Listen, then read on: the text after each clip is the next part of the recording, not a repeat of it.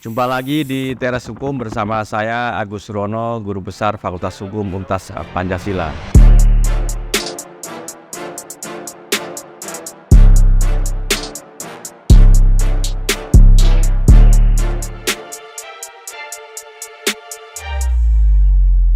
Untuk membuka rangkaian debat ketiga calon presiden pemilu 2024, kita akan simak sambutan Ketua Komisi Pemilihan Umum yang dilanjutkan dengan doa kepada Bapak Hashim Asyari. Kami persilahkan. Seperti kita ketahui bahwa dalam beberapa minggu yang lalu ya kita tepatnya di tanggal 7 Januari 2024 telah ada debat calon presiden dan calon wakil presiden yang ketiga, yang kemudian pada debat yang ketiga tersebut menghadirkan calon presiden baik pasangan nomor 1, pasangan nomor 2 dan juga pasangan nomor 3. Saya tidak akan menyampaikan pendapat, pandangan yang berkaitan dengan substansi debat secara eksplisit begitu, karena sudah banyak ahli-ahlinya yang memberikan satu pandangan, yang memberikan satu pendapat terkait dengan substansi debat pada tanggal 7 Januari tersebut.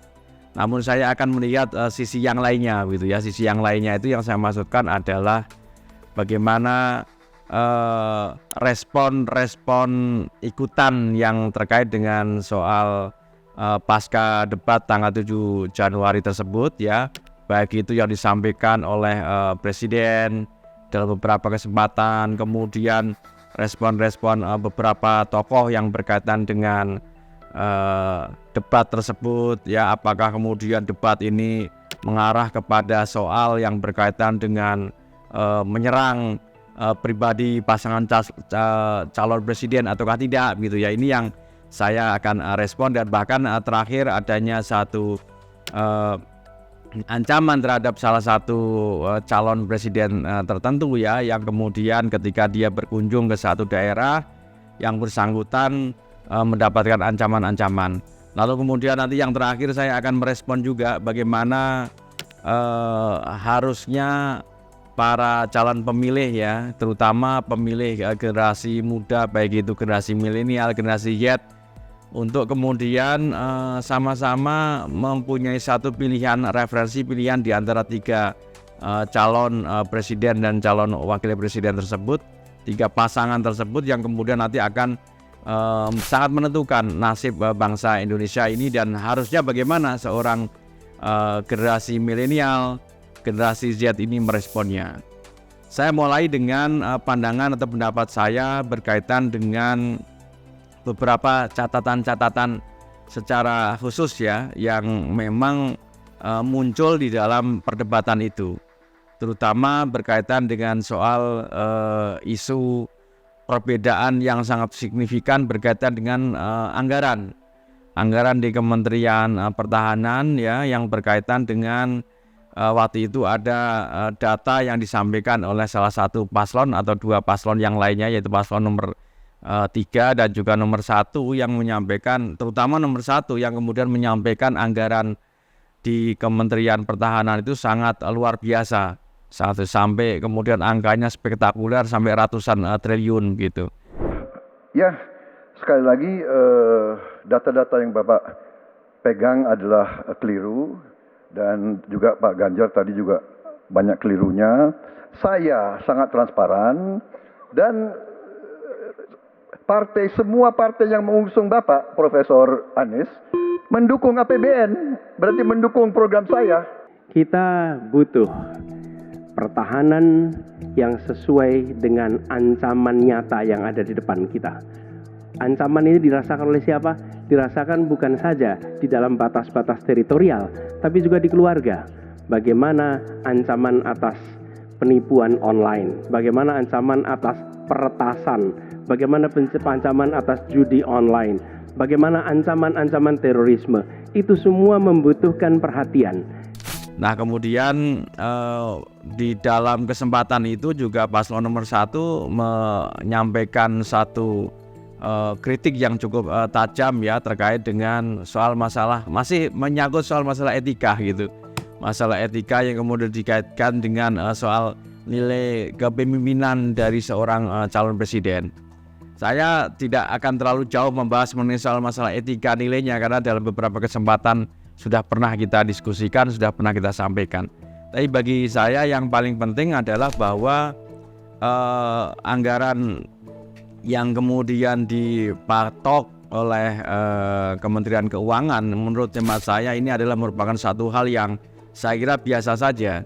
Biasa dalam artian ini memang anggaran yang kemudian sudah dipatok tersebut ya, kemudian yang sudah ditetapkan ya untuk kemudian dijadikan sebagai paku anggaran di dalam Kementerian Pertahanan untuk terutama berkaitan dengan pembelanjaan alutsista itu memang menjadi sesuatu hal yang harus diperhatikan. Tapi lebih jauh dari itu yang sebenarnya yang harus diperhatikan adalah berkaitan dengan soal bagaimana menfokuskan kepada soal pertahanan ke dalam ya. Pertahanan ke dalam itu maksudnya adalah bagaimana pengembangan industri dalam negeri yang berkaitan dengan industri pertahanan itu juga lebih tidak kalah pentingnya begitu ya, karena ada juga pendapat atau pandangan dari Bung Karno yang berkaitan dengan bagaimana berdikari. Ya, kita harus berdikari di atas kaki, di atas katakanlah di atas kaki sendiri, bangsa sendiri.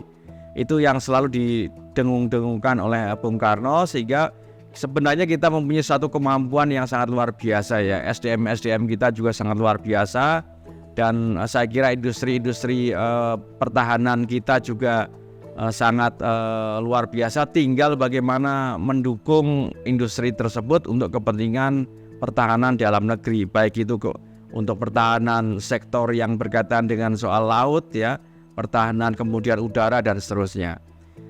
Nah kemudian yang paling penting yang saya ingin sampaikan atau saya ingin respon juga berkaitan dengan soal masalah adanya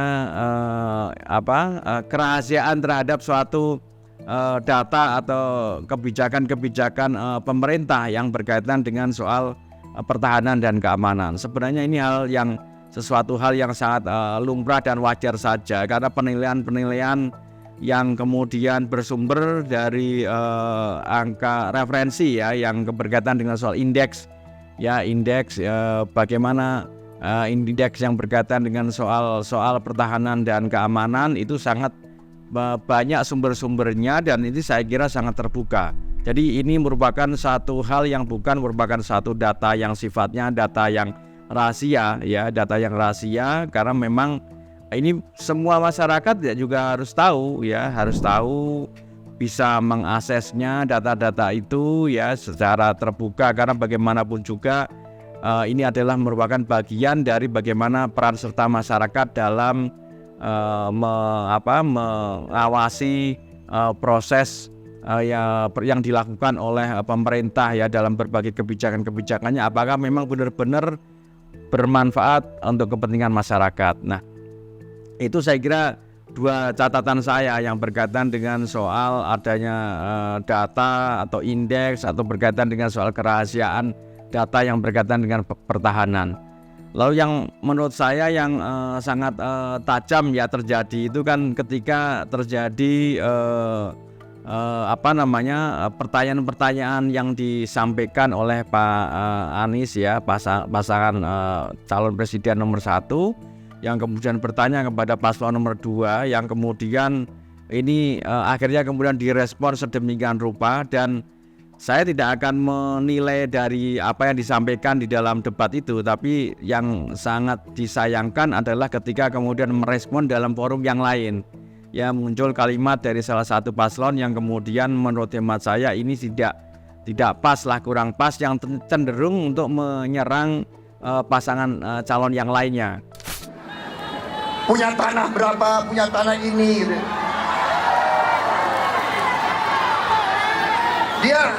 Dia pinter atau goblok sih? Ngerti nggak? Ada HGU. Bahkan ada statement atau ada pendapat ya yang kemudian disampaikan oleh Ketua Bawaslu bahwa ternyata ada aturan juga yang berkaitan dengan dilarangnya seseorang ataupun peserta pemilu ya itu yang kemudian menyerang atau menghina peserta pemilu yang lainnya. Dalam konteks ini adalah calon presiden yang lainnya yang kemudian dianggap tidak dengan menggunakan terminologi ataupun menggunakan kata-kata yang kurang pas dalam forum yang berbeda. Nah, ini saya kira patut untuk dijadikan sebagai satu catatan ya. Menurut saya tidak perlu terjadi karena bagaimanapun juga sebenarnya debat calon presiden dan debat calon wakil presiden itu lebih mengedepankan kepada bagaimana penyampaian visi, misi dan program kerja yang akan ditawarkan kepada publik, kepada masyarakat. Sehingga publik nanti akan menilai mana di antara pasangan calon presiden dan calon wakil presiden itu yang memang program-programnya lebih konkret ya, program-programnya lebih kemudian dapat memberikan satu tawaran perbaikan perbaikan bangsa dan negara ini ya, sehingga masyarakat benar-benar bisa merasakan manfaatnya.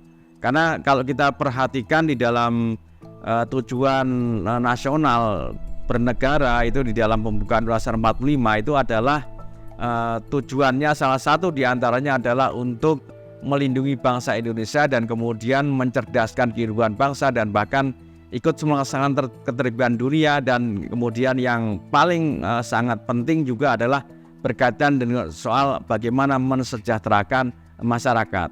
Nah, kesejahteraan masyarakat ini sangat penting begitu ya, yang saya kira ini tidak boleh kemudian diabaikan, selain juga bagaimana melindungi segenap bangsa dan seluruh tumpah darah Indonesia.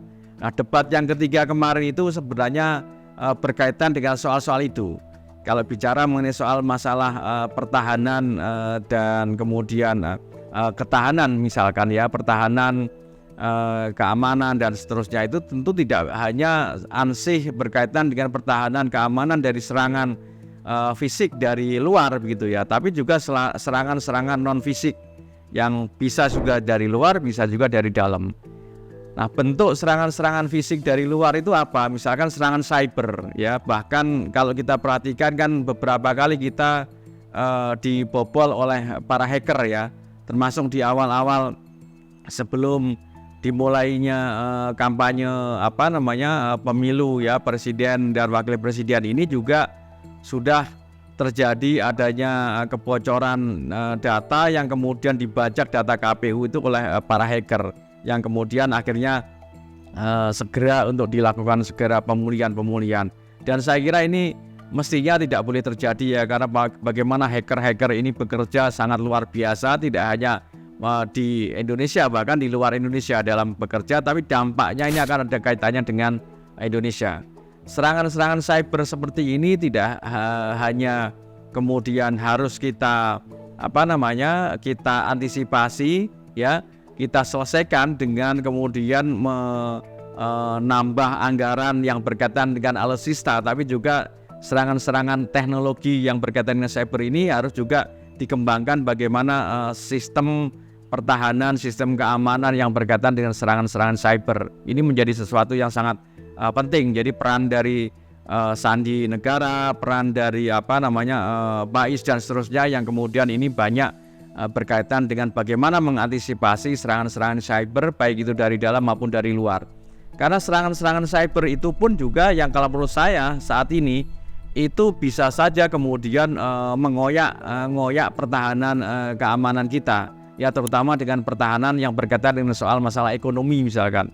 Bahkan jangan kalau kita lihat kan banyak sekali kasus-kasus ya yang kemudian pemanfaatan data-data yang kemudian dibobol dan seterusnya, yang kemudian dimanfaatkan oleh para penjahat-penjahat yang melakukan suatu tindak pidana ya, terutama berkaitan dengan soal cybercrime dan seterusnya, kegiatan-kegiatan financial crime dan seterusnya, itu banyak dimanfaatkan oleh mereka. Nah, oleh karena itu sebenarnya kalau yang terkait dengan pasca debat yang ketiga itu memang hal yang seperti ini memang sepertinya harus diantisipasi, oleh para paslon ya, baik itu nomor 1, nomor 2 dan nomor 3 terkait dengan kebijakan-kebijakan yang nyata, yang real, yang berkaitan bagaimana ketahanan atau pertahanan di bidang cyber ini. Lalu yang paling penting juga adalah pertahanan di bidang pangan yang mesti nanti kemudian akan dijadikan sebagai tema di dalam debat yang keempat ya, yang terutama yang nanti akan tampil adalah wakil presiden ya, calon wakil presiden yang nanti kemudian kita bahas dalam tema yang berikutnya yang berkaitan dengan soal itu. Lalu yang menurut saya yang paling penting yang saya berikan respon ya pasca debat yang ketiga itu ada beberapa catatan-catatan atau katakanlah respon-respon ikutannya. Nah, respon-respon ikutannya itu apa? Misalkan ketika presiden ya menyampaikan dalam beberapa kesempatan justru mengkoreksi proses jalannya perdebatan atau substansi perdebatan yang tidak mengarah, menurut presiden tidak mengarah kepada soal substansi kebijakan ataupun program ya. Nah, menurut saya ini tentu kurang pas yang kemudian presiden mengusulkan untuk merubah format debatnya. Nah, padahal format debat ini kan sudah disepakati oleh ketiga pasangan calon tersebut. Dan kemudian KPU juga sudah memutuskan ya, KPU memutuskan dan alhamdulillahnya KPU memberikan satu respon yang sangat baik menurut saya, respon yang sangat positif menurut saya yang berkaitan dengan hal itu sehingga format debat ya itu tidak akan dirubah. Sehingga format debat pada debat yang keempat, kelima dan keenam itu menurut KPU itu akan tetap. Nah, kemudian yang paling penting juga yang saya perlu respon itu adalah berkaitan dengan soal adanya ancaman ya terhadap salah satu paslon tertentu ya ketika dia berkunjung ke satu wilayah di Jawa Timur yang kemudian diancam ya oleh